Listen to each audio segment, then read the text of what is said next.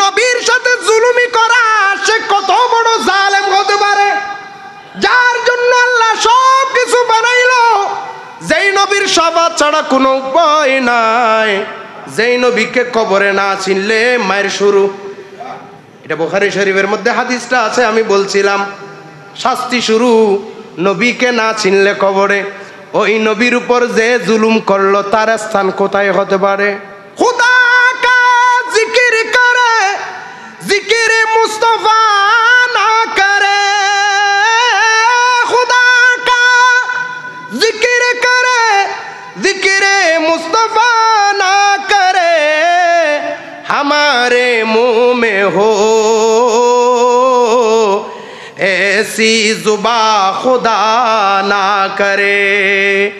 दरे रसूल पे ऐसा कभी नहीं देखा, कोई सवाल करे वो अता ना करे। ज़ुरबल अल्लाहु अकबर।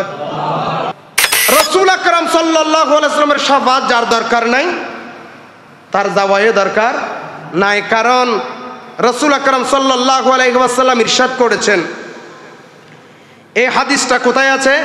হযরতে আলী ইবনে ওমর ইবনে আহমদ আদ-দারাকুতনি রাহমাতুল্লাহ আলাইহি, যিনি 306 হিজরিতে জন্মগ্রহণ করেছেন এবং 385 হিজরির মধ্যে ইন্তেকাল করছেন। 300 হিজরির কথা বলছি, এখন কয়শো হিজরি? 1400 হিজরি, 1100 বছর আগের ইমাম। উনার কিতাব আস-সুনান সর্বপ্রসিদ্ধ কিতাব। এই কিতাবের 3য় খণ্ড 333 পৃষ্ঠার মধ্যে হাদিস খানা আসছে। এবং ইমাম বাইহাকি রাহমাতুল্লাহ আলাইহি প্রসিদ্ধ একজন ইমাম। ইমাম বাইহাকি রাহমাতুল্লাহ আলাইহির প্রসিদ্ধ কিতাব শোয়াবুল ঈমান, এই কিতাবের 6 খণ্ড 51 পৃষ্ঠার মধ্যে হাদিসটা আসছে। এবং ওই আব্দুল হক মুহাদ্দিস দেহলভী রাহমাতুল্লাহ আলাইহি তাদের কাছ থেকে উনার জজবুল কুলুব ইলা দিয়ারিল মাহবুব এই কিতাবের মধ্যে তিনি ওই হাদিসটা নোট করেছেন। রাসূল আকরাম সাল্লাল্লাহু আলাইহি ওয়াসাল্লাম ইরশাদ করেন, মান যারা কবরি ওয়াজাবাত লাহু শাফাআতি। যে ব্যক্তি আমি রাসূলের জিয়ারত করলো তার জন্য শাফাত করা আমি নবীর উপর ওয়াজিব হয়ে গেছে। এই হাদিসটা যারা বড় বড় হাদিস বিশারদ, বড় বড় মুহাদ্দিসগণ এটার ব্যাখ্যা করেছেন, ব্যাখ্যা করতে গিয়ে বিশ্লেষণ করতে গিয়ে তারা বলেন, যারা নবীর রওজা মুবারক জিয়ারত করতে পারবে না, আবার অনেকে ইচ্ছা করে করবে না, তাদের জন্য নবী শাফাত করে কিনা? করতে পারে, না করতে পারে। অনেকে সম্বল নাই, করতে পারে নাই জিয়ারত, এটা অন্য কথা, তার জন্য শাফাত তো আছে। কিন্তু অনেকের জন্য করতে পারে, করতে নাও পারে। কিন্তু যারা একবার নবীর রওজা মুবারক ভক্তি নিয়ে, ভালোবাসা নিয়ে যে একবার নবীর জিয়ারত করছে, তার জন্য আমার নবী অবশ্যই অবশ্যই শাফাত করবে। নবী যার পক্ষ হয়ে কাল কিয়ামতের ময়দানে দাঁড়াবে, সে আল্লাহর গজব থেকে বাঁচবে কি বাঁচবে না? আরেকটু জোরে বলি, আরো মোহাব্বত নিয়ে বলি। সেই জন্য তো আমরা নবীর রওজা মুবারকের উদ্দেশ্যে যাই, সুবহানাল্লাহ বলি। আর যে ব্যক্তি মদিনা শরীফে গিয়ে জিয়ারতের উদ্দেশ্যে গেছে, যাওয়ার পরে শুধু জিয়ারত, কিছুক্ষণ পর পরে জিয়ারত করে আমার নবীর রওজার দিকে তাকিয়ে তাকিয়ে, গম্বুজের দিকে তাকিয়ে তাকিয়ে কান্নাকাটি করে, এরকম আছে না? খানার খবর নাই। ওইদিকে পশ্চিমে দক্ষিণে প্রত্যেক দিন দুপুরে খানা দেয়, রাত্রে খানা দেয়, এখানে অনেক মানুষ ঠেলাঠেলি করে, কিন্তু অনেক মানুষ রওজা মুবারকের দিকে চেয়ে আছে, কোনো খবর নাই। তাদের সম্পর্কে আমার দয়াল নবী কি বললেন? নুরউদ্দিন আলী ইবনে আব্দুল্লাহ ইবনে আহমদ সামহুদি রহমতুল্লাহ আলাইহির কিতাব ওয়াফাউল ওয়াফা বি আখবারি দারুল মুস্তাফা সাল্লাল্লাহু আলাইহি ওয়াসাল্লাম, এই কিতাবের 4 খণ্ড 170 পৃষ্ঠার মধ্যে আছে। এবং সুলাইমান ইবনে আহমদ ইবনে আইয়ুব আত-তাবরানি, তাবরানি উনি তো প্রসিদ্ধ একজন ইমাম, যিনি 260 হিজরিতে জন্মগ্রহণ করেছেন এবং 360 হিজরিতে ইন্তেকাল করেছেন, 100 বছর হায়াত পেয়েছেন, সুবহানাল্লাহ। ইমাম তাবরানী রহমতুল্লাহ আলাইহির প্রসিদ্ধ কিতাব আল মুজামুল কবির, আল মুজামুল কবিরের 12 খণ্ড 291 পৃষ্ঠার মধ্যে হাদিস খানা তিনি এনেছেন। এবং ওনার আরেকটা প্রসিদ্ধ কিতাব আল মুজামুল আওসাত, এই কিতাবের 5ম খণ্ড 16 পৃষ্ঠার মধ্যে তিনি এই হাদিসটা এনেছেন। হাদিসটা কি? আমার দয়াল নবী ইরশাদ করেন, মান জানি যায়িরাল লা তুমিলুহু হাজাতুন ইল্লা জিয়ারাতে। যেই ব্যক্তি আমি নবীর জিয়ারতের উদ্দেশ্যে আসলো, আসার পরে সে শুধু জিয়ারত করতে আছে, আর কোনো কাজ কাম তার মনোনিবেশ হয় না। আমি নবীর জন্য দিওয়ানা হয়ে গেছে, আমি নবীর জিয়ারত করতেছে। আমি নবীর জিয়ারত যখন এইভাবে করবে, তখন আমি রসুলের কি দায়িত্ব হয়ে যাবে জানো? কানা হক্কান আলাইয়া, সে আমার কাছে হক পাবে, আমি নবীর কাছে সে হক পাবে। আন আকুনা লাহু শাফিঈ ইয়াউমাল কিয়ামা, কিয়ামতের ময়দানে তার জন্য শাফাত করা, আমি রাসূল তার উপর শাফাত করা, তার জন্য শাফাত করা, এটা সে আমার উপর হক পাবে। হাশর মে উनको देखेंगे जिस दम उम्मती सब कहेंगे खुशी से आ रहा है वो देखो নবীজি। নবীকে খুঁজতে হবে না, নবী তাকে খুঁজে শাফাত করবে। आ रहा है वो देखो নবীজি, जिस पे कांधे पे कामली गे काले। আবার অনেকে বলে না, নবী জিন্দা থাকলে নবীর উদ্দেশ্যে যাইতাম, শিরিক কইতো না, নবী তো চলে গেছে, নবী তো মারা, নাউজুবিল্লাহ, নবী তো উপস্থিত নাই। আমি তাদেরকে বলবো, নবী জিন্দা, এটা আমার নবী বলেছেন। কোথায় বলেছেন? ওই নূরউদ্দিন আলী ইবনে আব্দুল্লাহ ইবনে আহমদ সামহুদি রহমতুল্লাহ আলাইহির সেই প্রসিদ্ধ কিতাব ওয়াফাউল ওয়াফা বি আখবারি দারুল মুস্তাফা সাল্লাল্লাহু আলাইহি ওয়াসাল্লাম, এই কিতাবের 4th খণ্ড 171 পৃষ্ঠার মধ্যে, এবং সুলাইমান ইবনে হামাদ ইবনে আইয়ুব আত-তাবরানী আল মুজামুল কবিরের 12 খণ্ড 406 পৃষ্ঠার মধ্যে হাদিসটা আনছেন। এবং আলী ইবনে উমর ইবনে হামাদ আদ-দারাকুতনি রহমতুল্লাহ আলাইহির আস-সুনানের 3য় খণ্ড 333 পৃষ্ঠার মধ্যে তিনিও এনেছেন। সুবহানাল্লাহ বলি। হাদিসটা কি? আমার দয়াল নবী ইরশাদ করেন, মান হাজ্জা ফাজারি কবরি বাদা ওয়াফাতে কানা কামান জারানি ফি হায়াতে। রাসূল করিম সাল্লাল্লাহু আলাইহি ওয়াসাল্লাম ইরশাদ করেন, মান হাজ্জা, যে ব্যক্তি হজ করলো, ফাজারা, এবং অতঃপর আমি নবীর কবরি, আমি নবীর রওজা সে জিয়ারত করলো, বাদা ওয়াফাতি, আমি নবীর ওফাতের পরে, যেই ব্যক্তি আমি নবী যখন দুনিয়ায় থাকবো না, আমি নবী ওফাতের পরে যে ব্যক্তি হজ করার পরে এসে আমি নবীর জিয়ারত করলো, কানা কামান জারানি ফি হায়াতি, সেই যেন আমি নবীর দুনিয়া থাকা অবস্থায়, জিন্দা অবস্থায় যেই রকম সওয়াব লাভ করবে, সেই তেমনি বরাবর আমি নবী যেভাবে জিন্দা আছি ওই রকম সওয়াব পাবে। যেভাবে আমি দুনিয়ায় জাহিরি জগতে যেভাবে ছিলাম, ঠিক একই মর্তবা। সুবহানাল্লাহ বলি।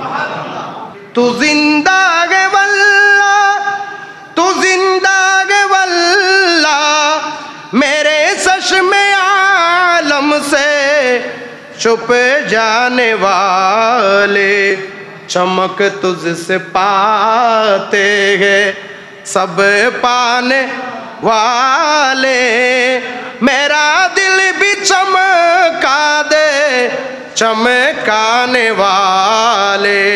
सुबहानाल्लाह बोली। আমার নবী জিন্দা, যারা ভালোবাসার জুড়ে, যার মোহাব্বত যেই রকম, সে আমার নবীকে উফাতের পরে আমার নবীর সাক্ষাৎ পেয়েছেন। ওই বাগদাদের একজন দরবেশ, একজন বড় আশিক রাসূল হযরত আহমদ কবির রিফাই রাহমাতুল্লাহ আলাইহি, বাগদাদের, যিনি 565 হিজরির মধ্যে হজ করতে গেছেন। এই ঘটনাটা কোথায় আছে? ইমাম ইউসুফ ইবনে ইসমাইল আন-নাবাহানি রাহমাতুল্লাহ আলাইহি তরিকতের একটা বড় কিতাব, প্রসিদ্ধ কিতাব। কিতাবটার নাম হলো জামিউ কারামাতুল আউলিয়া। এই কিতাবের মধ্যে আছে আহমদ কবির রিফাই রাহমাতুল্লাহ আলাইহি হজ করার পরে আমার নবীর রওজাতে গেলেন। যাওয়ার পরে কিছুদিন জিয়ারত করলেন। জিয়ারত করার পরে দেখে আমার নবীকে দেখছে না। উনি কেমন আশিক রাসূল?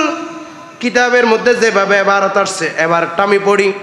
এখানে তিনি বলছেন, ফি হালাতিল বুউদি রূহি কুনতু উরসিলুহা তুকাব্বিলুল আরদা আনকুম ওয়া হিয়া নাইবাতি ওয়া হাযিহি দাওলাতুল আশবাহি قد حضرت فمده يمينك كي تقبل شفاتي فمد له رسول الله صلى الله عليه وسلم يده الشريفة فقبلها জোরে বলি সুবহানাল্লাহ। আহমদ কবির রিফাই বলছেন, ইয়া রাসূলুল্লাহ, আমি এতদিন বাগদাদ থেকে আমার রূহটা মদিনাতুল মুনাওয়ারায় পৌঁছাইতাম। আমার ভালোবাসা, আমার রূহ সবগুলো আমি মদিনাতুল মুনাওয়ারায় পৌঁছাইতাম। আমার রূহটা, আমার আত্মাটা এসে মদিনাতুল মুনাওয়ারার জমিনকে চুমু দিত এবং আপনি নবীর জিয়ারত করত। কিন্তু আজকে রূহ নয়, ডাইরেক্ট শরীরে এসেছে। ইয়া রাসূলুল্লাহ, আমার বহুত বড় আশা নিয়ে, আকাঙ্ক্ষা নিয়ে আমি এসেছি নবী গো। আপনি নবীর হাত মুবারকের, ডান হাত মুবারকটা একটু বের করে দেন না রওজা মুবারক থেকে, আমি একটু চুমু খাই। আমি বড় আশা নিয়ে আসছি, কিন্তু ডাকে আমার দয়াল নবী সাড়া দেয় না। শেষ পর্যন্ত উনি একটা টেকনিক করলো, ইমানি টেকনিক, ভালোবাসার টেকনিক। এটা কি? ইয়া রাসূলুল্লাহ, আমি যদি কিয়ামত পর্যন্ত ডাকি আপনি আমাকে সাড়া দিবেন না, কারণ আমার ভিতরে সেই যোগ্যতা নাই। কিন্তু যদি আপনার নাতি হুসাইন এসে যদি ডাক দিত, আপনি কি আর রওজা মুবারকে থাকতে পারতেন হাতটা বের না করে? ইয়া রাসূলুল্লাহ, আমি আহমদ কবির রিফাই নয়, আমি হুসাইন এসেছি।